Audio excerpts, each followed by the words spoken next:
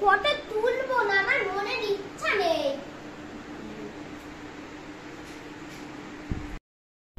মামের খুনসুটি করতে করতে আমরা তো রেডি হয়ে গেছি, বাবাইও অলমোস্ট রেডি। আমরা যাচ্ছি অশোকনগর কল্যাণঘরে জগদ্ধাত্রী পুজো দেখতে।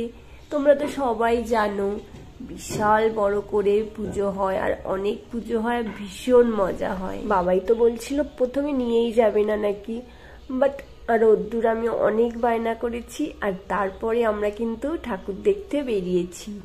আমরা তো সাজুগুজু করে পুরো রেডি হয়ে বেরিয়ে পড়েছি। রোদ্দুরকে দেখেই কিন্তু বোঝা যাচ্ছে ভীষণ এক্সাইটেড জগদ্ধাত্রী ঠাকুর দেখতে।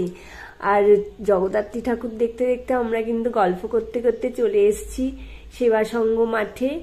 কল্যাণঘর বাজার অশোকনগর কল্যাণঘরের সব থেকে বড় পুজো বলতে পারো এটাই হয়। ভীষণ ভালো প্যান্ডেল হয়েছে, ঠাকুর তো দুর্দান্ত হয়েছে। ঠাকুর দেখতে বেরোবো আর একটু সাজুগুজু করবো না, সেটা কি হয়? তাই জন্য তো আমরা খুব জমিয়ে সাজুগুজু করেছিলাম। আমরা সেবাসংঘ মাঠে ঢুকে পড়েছি।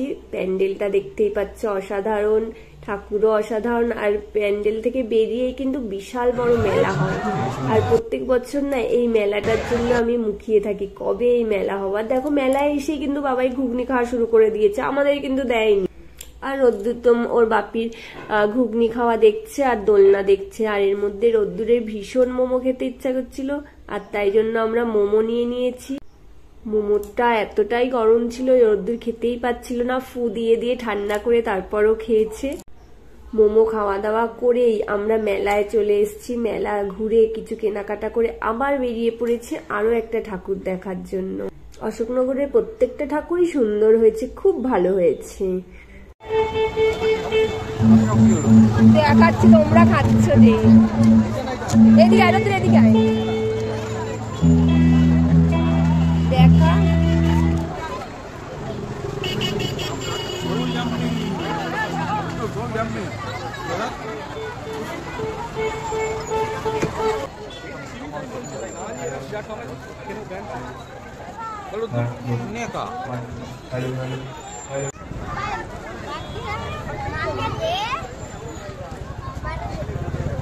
আমাকে না দিয়ে আইসক্রিম একা একা খাচ্ছে বাবাই।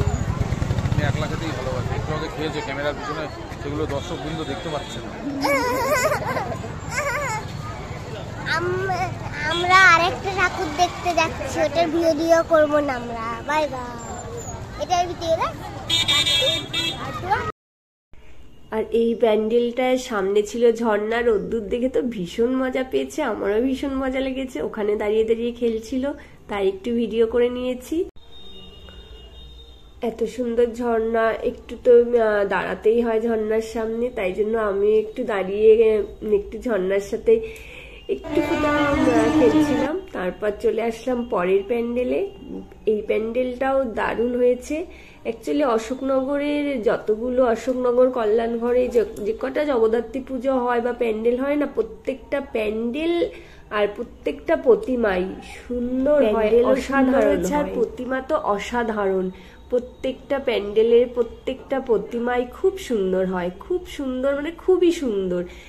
আর বলতে পারো দুর্গা পুজোর থেকেও যেন জগদ্ধাত্রী পুজো এখানকার মানুষজন বেশি সাজে, আর এতটাই সাজে। তো লাস্টে রোদ্দুরকে এটা চড়িয়ে আমরা একটু চলে এসেছি প্যান্ডেলে, অন্য একটু প্যান্ডেলে। এরপর দেখতে দেখতে আমরা বেরিয়ে পড়েছি প্যান্ডেল থেকে। আজকে না খুব বেশি ঠাকুর দেখা হয়নি জানো তো, কারণ বাবাইয়ের শরীরটা ভালো ছিল না।